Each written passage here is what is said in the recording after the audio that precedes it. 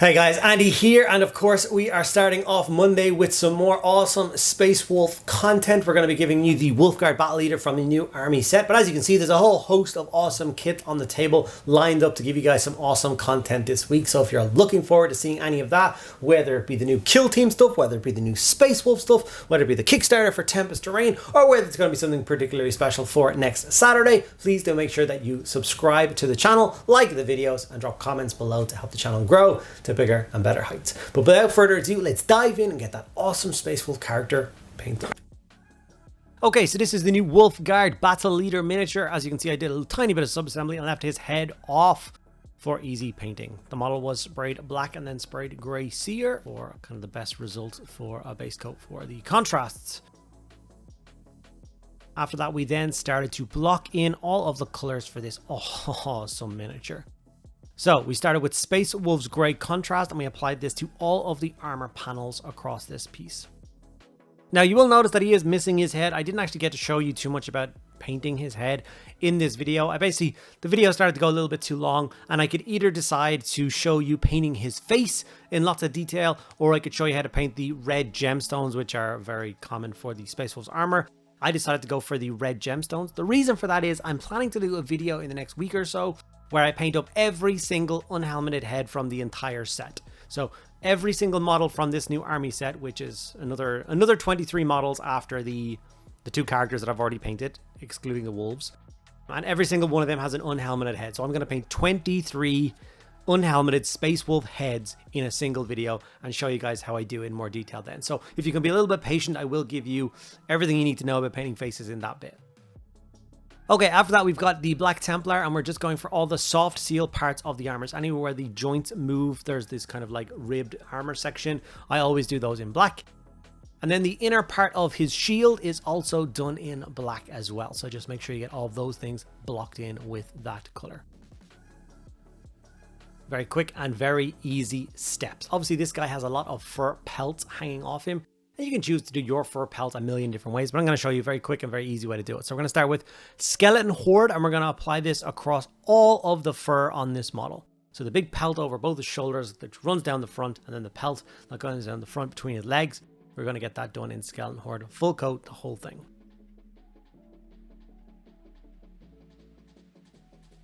We are then going to add a second tone of coat. On a normal miniature, maybe you wouldn't do this, but he's a leader, so you're going to put a little bit of extra effort in.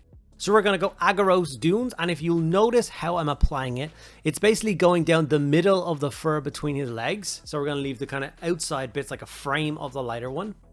And then when we jump up to his kind of shoulders, it's going to be the bits that are closest to like the armor seal around his neck are going to go Agaros Dunes.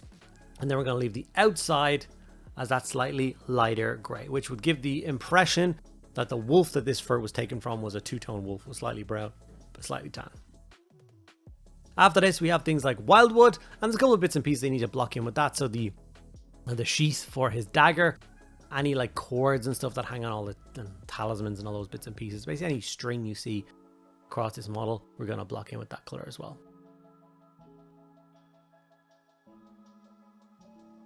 From here, we're jumping over to Blood Angel's Red. For this, it's going to be for the handles of all his weapons. So obviously he's got a giant sword, and there is the dagger sheathed at his hip, so we're going to get the handle of that done in red. And then of course his big beautiful flowing red cape, we're going to get done in red as well.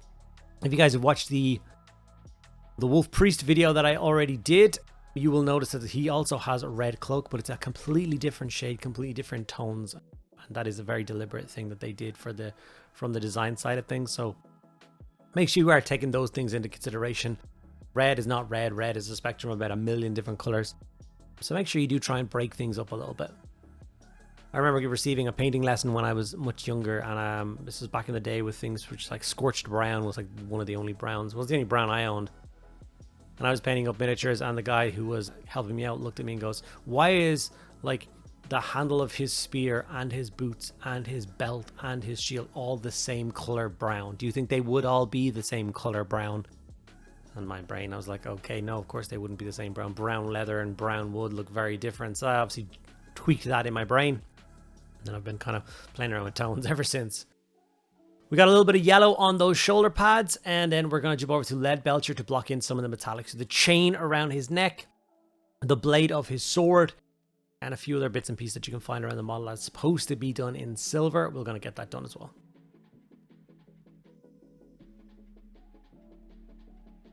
After that, we have, of course, the other metallic, which is gold.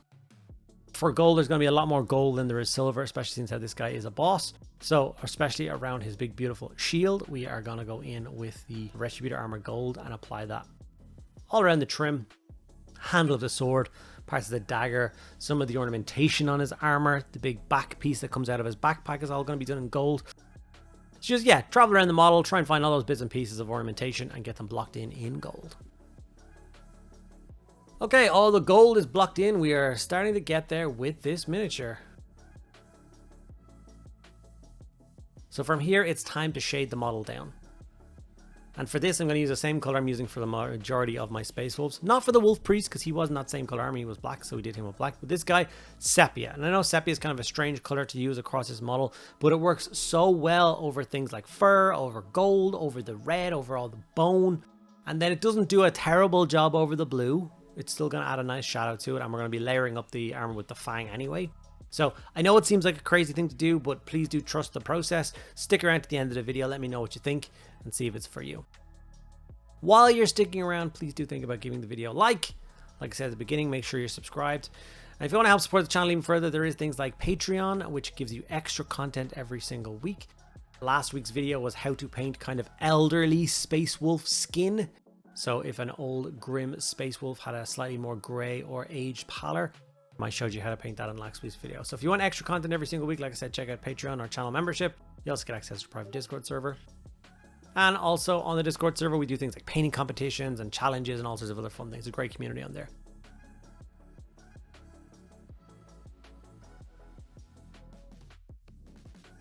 Okay, you will notice there that after the shade had dried on that model, all I did was grab a Ushabti bone and I dry brushed up all the fur. I could do that because if I hit the blue a little bit or I hit anything else a little bit, I could kind of clean that up and cover it up as I go and layer all the other parts.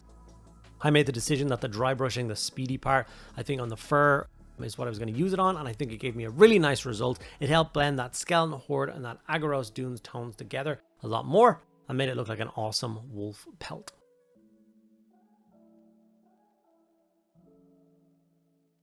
I'd love to know how many people out there are starting the new Space Wolves. Please do let me know in the comments below who's collecting what, which great company are you doing? Do you have any crazy plans? Mainly so I can steal them all for my army.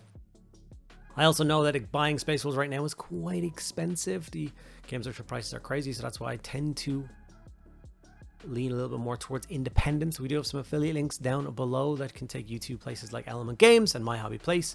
So if you live in the United Kingdom or if you live in the rest of Europe, then you can get some sweet discounts up to like 20% off of new releases from Games Workshop from both of those. The channel does get a little bit of a kickback, and obviously it costs you nothing extra. You actually just save money. So it's a great thing to do. Please do think about checking it out and saving yourself some cash. Okay, working up these red cloak. Obviously we started off with the Blood Angels red contrast and we gave that Seraphim Sepia shade. So then we're going to go up through the three tones, which is Mephiston red, Evil Sun Scarlet, and Wild Rider red, to get a really nice tone across this cape. These are the same colors that I'm going to be using on the gemstones a little bit later, and I will go into like kind of proper detail on those, because I think in each video where I show you something Space Wolfy, I think I will focus on an extra bit. So if you put all the videos together, you will be able to paint up absolutely everything without worrying.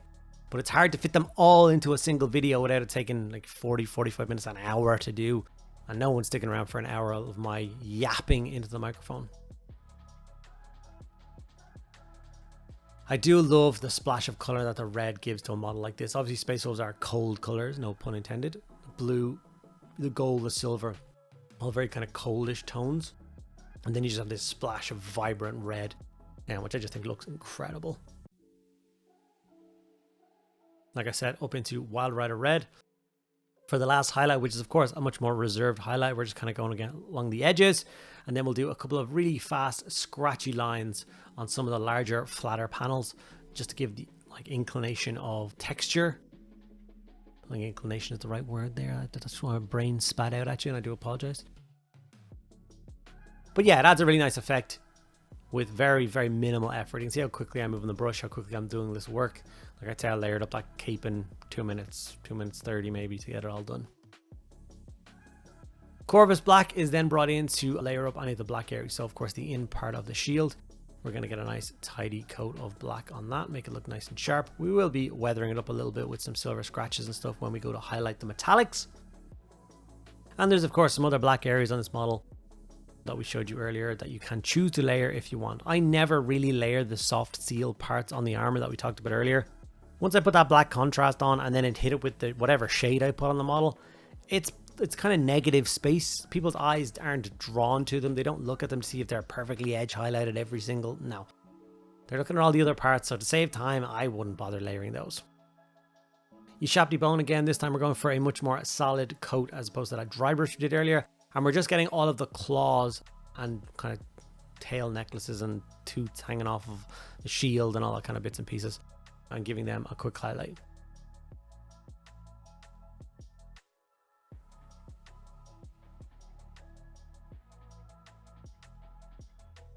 From here, we're moving to Lead Belcher, and this is to highlight all of the metallics, both gold and silver. Little scratchy touch highlights on those. Once again, we don't want that like warm gold, you know what I mean? It's not supposed to look like that. These are, you know, forged in like frozen forges and Fenris. It's all cold and drab and stuff like that. So I think adding silver as the highlight color really adds something to them and helps it blend in with the tones of the model. It wouldn't be the same gold that Blood Angels would have. That would make any sense to you. Very different processes, I think. Obviously, I did paint up his face on camera. Like I said, I used Gulliman flesh, layered it up with Cadian flesh and Kislev flesh, and added a bit of Berserker Bloodshade for some warmth and stuff like that. So I did paint up his face. I just, like I said, I couldn't really show the entire footage of doing it. So these are the 3 gemstones that I found on this miniature. One on his wrist, one coming off his back banner, and one built into the center of the shield. So what I did is I used black to block in the gemstones themselves. And then I started with Mephiston red, and I know these aren't exactly like Eldar gems, so they're not like smooth surface. So doing the crescent moon design is a little bit harder, but because it's broken into like basically 4 panels, if that makes sense, because it's like a, you know, if you look at it, you'll see what I mean. There's like 4 panels, so you just do the top right panel, the bottom right panel, and the bottom left panel in the red, and then you just pull it in a little bit for each next color in the same, exactly the same shape though. So obviously we did Mephiston red and we blocked in those panels. Now we go into Evil Sun Scarlet for that, and then we're going to go for Wild Red for almost like a little dot in the bottom right corner of that. Really small highlights. But this is the kind of effort, this is the kind of stuff that you could just leave out. You could decide to leave it all gold. It's just a decorative part of the model. But I think when you spend a tiny little bit of extra time on certain bits like this, it can make all the difference to a paint job. I think it's a very simple thing to do, and I think it adds more than it kind of costs, if you will. Tiny bit of white in the top left of all the gemstones to give a little bit of idea of like the refracted light. That's not the word either. Oh, my words have failed me today, but we shall move on. And then Ard Coat to gloss over those gemstones to give it the nice shiny effect afterwards. We'll finish off the gemstone look to this awesome part of the model. He is starting to look super clean, and I love it. I didn't think I was going to love this model as much as I am. Like, I knew he was really nice, but yeah. Okay, so if you know and you've been following along with my Space Wolf journey, you know recently I got all the bases ready for this entire set. 5 Terminator bases, 20 32mm bases, and then the 90 by 60 for the wolves. I got them all base toppered and painted up before I got the box and got them ready. So obviously then I have to glue the models to it and make them blend in. So usually I don't do the highlighting on the rocks under their feet until they're glued onto these bases that I made them. Then I find a suitable gray color. I highlight the rocks to help them blend in a little bit. And then I move over to Texture Snow, which is what I put a little bit on the bases, but I knew I was going to put more on, but I decided I wouldn't put more on until the models are on because it'll help me kind of blend them, the 2 pieces together.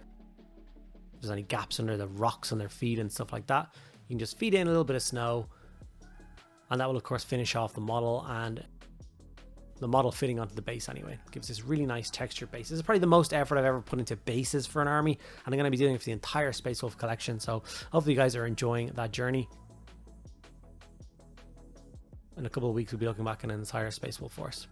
Okay, time to get the head into place. So obviously we cut it off the temporary holder that I made, cleaned it off so it's going to sit nice inside of that neck joint. Added a tiny touch of super glue in there, literally a tiny amount will hold his head on forever. Make sure as you're dropping it into place, you're thinking about the position of it, what way you would like this model to look. Obviously I want him looking slightly over his shield.